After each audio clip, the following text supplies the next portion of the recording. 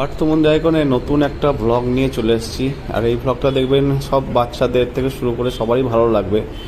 আগে টেমস নদীতে দেখা হতো একেবারে লন্ডনে, তো সেই জিনিস একবার নিয়ে চলে এসেছি আমাদের এখানকার। দেখুন যে ব্রিজটা ছবিটা দেখাচ্ছি, সেই ব্রিজটা কিন্তু একদম অর্ধেক গঙ্গার মধ্যে একদম। দেখুন যে রাস্তা ক্রস হচ্ছে, জাহাজগুলো যাচ্ছে, আর দূরে দেখা যাচ্ছে দেখুন ব্রিজ, হুগলি সেতু, কলকাতার হুগলি সেতু। ওই এটাকেই গঙ্গাকে মিশে গেছে দেখুন দূর থেকে। এই ব্রিজটা কিন্তু খুলে দেওয়া হয়েছে, এই পাশটা দিয়ে জাহাজগুলো বের হয়। জাহাজগুলো বের হয়ে যাওয়ার পর তারপর দেখুন আবার আস্তে আস্তে আস্তে আস্তে করে ক্রস হয়ে এর ওপর দিয়ে রাস্তা দিয়ে লোক যাওয়া আসা শুরু করে দেবে। তো এই জায়গাটা এত সুন্দর জায়গা, সেটা হচ্ছে কলকাতার মধ্যেই। অনেকজন হয়তো দেখেছেন, আবার অনেকজন হয়তো দেখেননি।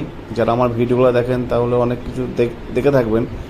যদি কখনো দেখেন দেখবেন এই জিনিসটা খুব ভালো লাগে। এখানে অনেকজন ছিল, তো এর ওপর দিয়ে কিন্তু যাওয়া আসা করতে হয়েছে।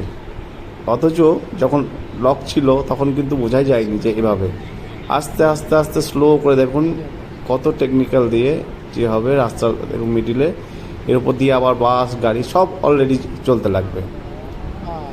তো ব্লগটা যদি ভালো লাগে বন্ধুরা, পার্থমন্দির আইকনকে সাপোর্ট করো, লাইক শেয়ার করো।